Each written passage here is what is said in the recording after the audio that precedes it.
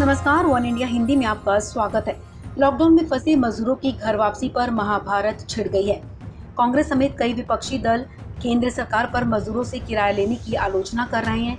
मजदूरों के लिए श्रमिक ट्रेन के नाम से स्पेशल ट्रेनें चलाई गई हैं, जिसके किराए पर पूरा घमासान छिड़ा हुआ है। राजनीतिक बयानबाजी के बीच रेलवे का वो लेटर सामने आया जिसमें राज्य सरकारों से कहा गया कि वो यात्रियों से टिकट का पैसा लें और वो पैसा रेलवे को दें। 2 मई के इस लेटर में रेलवे मंत्रालय ने प्रवासी मजदूरों, श्रद्धालुओं, यात्रियों, छात्रों और अलग अलग जगह लॉकडाउन में फंसे लोगों के लिए विशेष ट्रेन की व्यवस्था की बात की है। लेटर में कहा गया है कि जिस राज्य से भी ये विशेष ट्रेन छूटेगी, राज्य सरकार की तरफ से उपलब्ध कराई गई लिस्ट के हिसाब से रेलवे टिकट छापेगा और राज्य सरकार को देगा। इसके बाद ये टिकट स्थानीय प्रशासन यात्रियों को देकर उनसे किराया वसूलेंगे और पैसा रेलवे को सौंपा जाएगा। दरअसल लगातार ये मांग की जा रही थी कि अलग अलग राज्यों में फंसे मजदूरों, छात्रों या अन्य लोगों को उनके घर जाने के इंतजाम कराए जाएं। राज्य सरकारें भी इसकी मांग कर रही थी, जिसके बाद केंद्र सरकार ने प्रवासी मजदूरों, श्रद्धालुओं को अपने अपने घर जाने की इजाजत दे दी।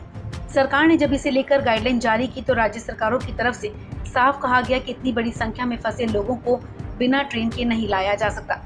इसके बाद फंसे लोगों के लिए श्रमिक ट्रेन चलाई गई। इन ट्रेनों से मजदूर अलग अलग राज्यों से अपने घर पहुंच रहे हैं, लेकिन विवाद इस बात पर हो गया कि परेशानी का सामना कर रहे मजदूरों से टिकट का पैसा वसूला जा रहा है।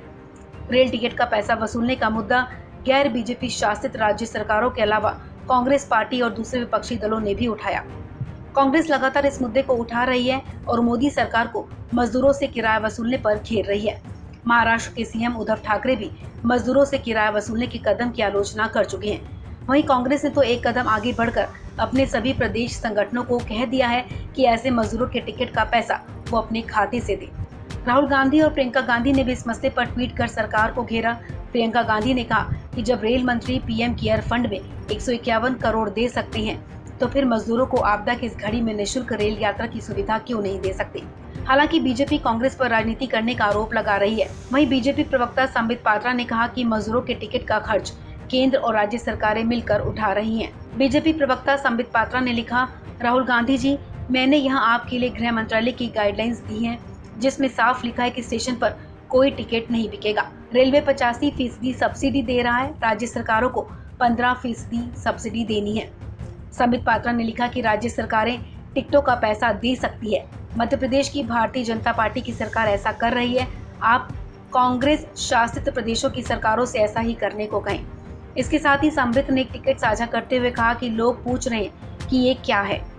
संबित ने लिखा कि हर श्रमिक एक्सप्रेस में 1200 टिकट बन रहे हैं जो रेलवे के द्वारा राज्य सरकार को दिए जा रहे हैं। इन्हें राज्य को क्लियर करके श्रमिकों को देना होगा। वहीं दूसरी तरफ रेलवे मंत्रालय का जो लेटर सामने आया उसके पॉइंट नंबर 11 में साफ साफ लिखा है कि राज्य सरकारें अपने यहाँ से निकलने वाली ट्रेनों में सफर करने वाले यात्रियों को टिकट देकर उनसे किराया ले और वो किराया रेलवे को दे। ऐसे में प्रवासी मजदूरों के किराए को लेकर वाकई महाभारत छिड़ी हुई है। इस खबर में फिलहाल इतना ही। तमाम अपडेट्स के लिए बने रहिए वन इंडिया हिंदी के साथ।